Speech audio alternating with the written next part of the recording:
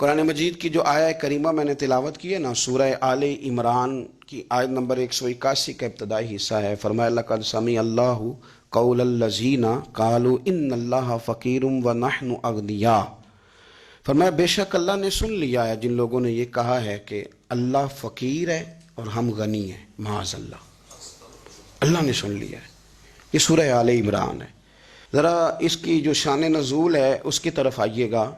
حضرت صدیق اکبر رضی اللہ تعالیٰ عنہ گزر رہے تھے تو یہودیوں کا بڑا رہنما، مقتدیٰ، بڑا عالم، تورات انجیل جاننے والا، وہ نہ بیٹھ کے یہودیوں کو کچھ پڑھا رہا تھا، سکھا رہا تھا۔ تو حضرت صدیق اکبر توحید پرست، عقیدے کے پختہ، راسخ العقیدہ مسلمان اس کے قریب سے گزرے تو فرمانے لگے، اس کا نام فنحاس تھا، کہنے لگے او فنحاس، تجھے بھی پتہ ہے، تیری تورات میں بھی لکھا ہے، تیری کتابیں بھی جانتی ہیں کہ سچ وہی ہے جو میرے محبوب کریم علیہ السلام ارشاد فرماتے ہیں، جو سید عالم صلی اللہ علیہ وسلم بتاتے ہیں وہ سچ ہے، تجھے پتہ ہے، تو ان لوگوں کو توحید کی دعوت کیوں نہیں دیتا؟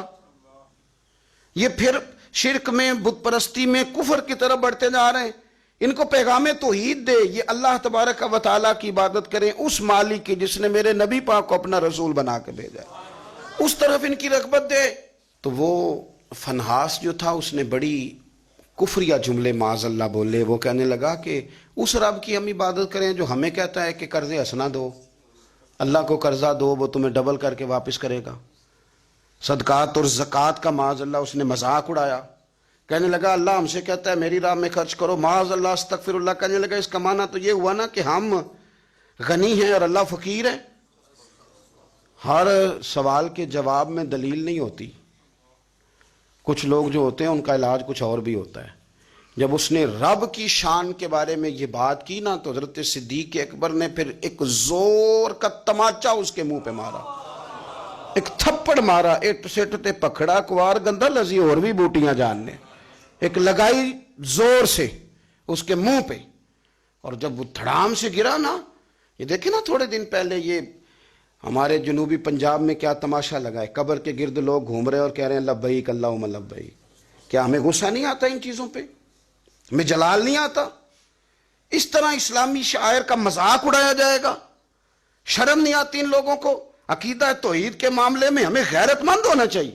میرے رسول کریم صلی اللہ تعالی علیہ وسلم نے ہر گلی ہر چوک میں یہ نعرہ لگایا کہ لا الہ الا اللہ۔ حضور نے پیغام توحید دیا ہے، ہمیں شکن تک نہیں آتی، جو مرضی قوال بک جائے، جو مرضی وہ کفر کہہ جائے، کوئی پوچھنے والا نہیں، جو جس طرح کا مرضی کو شعر پڑھ کے گزر جائے، کوئی طبیعت نہیں، کوئی نہیں پوچھنے والا کہ آپ کہاں کھڑے ہیں، آپ نے کیا کہہ دیا۔ حضرت صدیق اکبر نے تھپڑ مارا۔ اب وہ چونکہ ان کا بڑا مقتدا تھا، پیشوا تھا، وہ حضور سید عالم صلی اللہ علیہ وسلم کی بارگاہ میں آیا اور وہ سارے لوگ آئے، نے آ کے کہا جی ابو بکر نے تھپڑ مارا ہے۔ تو نبی کریم صلی اللہ علیہ وسلم نے فرمایا بلائیے ابو بکر صدیق کو۔ حاضر بارگاہ ہوئے، آپ نے تھپڑ مارا ہے؟ کہا حضور مارا ہے۔ بالکل مارا ہے۔ کیوں مارا ہے؟ یا رسول اللہ صلی اللہ علیہ وسلم اس نے یہ کہا تھا معاذ اللہ کہ اللہ فقیر ہے ہم غنی ہیں، میرے رب کریم کی شان کے بارے میں یہ اس نے جملے بولے تو میں نے مارا تھپڑ۔ حضور نے فرمایا تو نے کہا ہے؟ کہنے لگا جی نہیں میں نے تو کہا ہی نہیں، میں نے تو نہیں کہا۔ اس کے جتنے لوگ تھے ان سے کہا بھی تم موجود تھے، اس نے کہا ہے؟ وہ کہنے لگے جی نہیں نہیں اس نے تو کہا ہی نہیں۔ عوام مسلمان تھا ہی کوئی نہیں جو جناب صدیق اکبر کی گواہی دے، جو صدیق کی صداقت کے لیے کھڑا ہو، تھا ہی کوئی نہیں۔ جب وہ سارے کہنے لگے جی نہیں کہا ہی نہیں، یہ معاذ اللہ غلط کہہ رہے ہیں، کہا ہی نہیں، جب وہ سارے مکر گئے تو رب کریم کے قرآن نے بولنا شروع کر دیا۔ یہودی مکر گئے اور جناب صدیق اکبر کی گواہی جب بندوں میں سے کوئی دینے والا نہ رہا تو مالک نے فرمایا میں جو گواہ ہوں ابو بکر صدیق، میں جو گواہ ہوں لقد سمع اللہ قول الذین قالوا ان اللہ فقیر ونحن اغنیاء۔ فرمایا کسی مسلمان نے سنا یا نہیں سنا، اللہ نے سن لیا ہے، اللہ نے سنا ہے اس کے قول کو جس نے کہا کہ اللہ فقیر ہے اور ہم غنی ہیں۔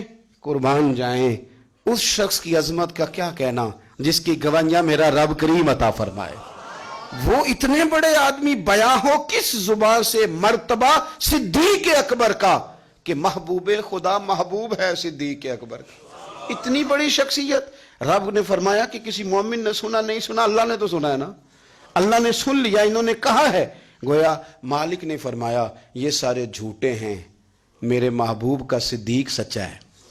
یہ سچے ہیں جناب صدیق اکبر. اور پھر یہ آیت ہمیں لے گئی پھر وہ غار ثور میں جہاں کافر آ گئے تھے نا بالکل غار کے دروازے پہ, اور درمیان میں دیوار کون سی تھی؟ مکڑی کا جالا, کبوتری کے انڈے. جناب صدیق اکبر گھبرائے, اپنے لیے نہیں, مدینے والے محبوب کے لیے. یا رسول اللہ یہ تو آ گئے ہیں, اگر انہوں نے جھک کے پیروں کی جانب سے دیکھا تو تکلیف پہنچائیں گے. حضور نے فرمایا لا تحزن, پڑھیے نا سورہ توبہ, لا تحزن, تو غم نہ کر. حضور نہ غم کروں, فرمایا نہ کر, کوئی فوج نہیں, کوئی اندر اسلحہ نہیں, کوئی بارود نہیں, لیکن تو غم نہ کر. اس لیے نہ کر کہ ان اللہ معنا, اللہ ہمارے ساتھ ہے. جن کے ساتھ اللہ ہو انہیں غم نہیں ہوتا. مجھے کسی شخص نے کہا کہ کسی کو ولی دیکھنا ہو تو علامت کیا ہے؟ میں نے کہا ولی کو غم ہوتا ہے پر اللہ رسول کا, اپنی آخرت کا. لیکن اگر تم کبھی دیکھو نا کہ دنیا داروں سے تھوڑا غمگین ہو رہا ہے تو ولی ہے ہی نہیں. اگر وہ یہ دیکھ رہے ہیں نا بندے نہ ادھر ادھر ہو جائیں, تو ولی کی تو علامت یہ ہے کہ الا ان اولیاء اللہ لا خوف علیہم ولا هم یحزنون, انہیں کوئی غم اور خوف. تو یہ تو قرآن نے بیان کیا ہے کہ وہ خوف زدہ کرے جس نے جو کرنا ہے, وہ خوف زدہ کیوں؟ کہ اولیاء اللہ کے دوست ہیں. اللہ کا دوست بندوں کا غم رکھتا نہیں. حضرت صدیق اکبر رضی اللہ تعالیٰ عنہ وہ ہستی ہیں کہ جن کی گواہیاں میرا رب کریم ارشاد فرماتا ہے.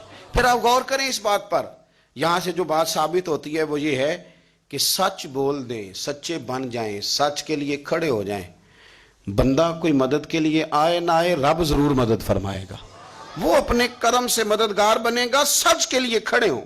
آپ نے زندگی میں یہ نہیں دیکھنا کہ آپ کے پیچھے لوگ کتنے چل رہے ہیں, دیکھنا یہ ہے کہ ہم جس رستے پہ ہیں وہ رستہ سچے لوگوں کا ہے, وہ انداز ٹھیک ہے, ہماری سوچوں نے جو زاویہ بنایا وہ سچ والا ہے, وہ اخلاص والا ہے.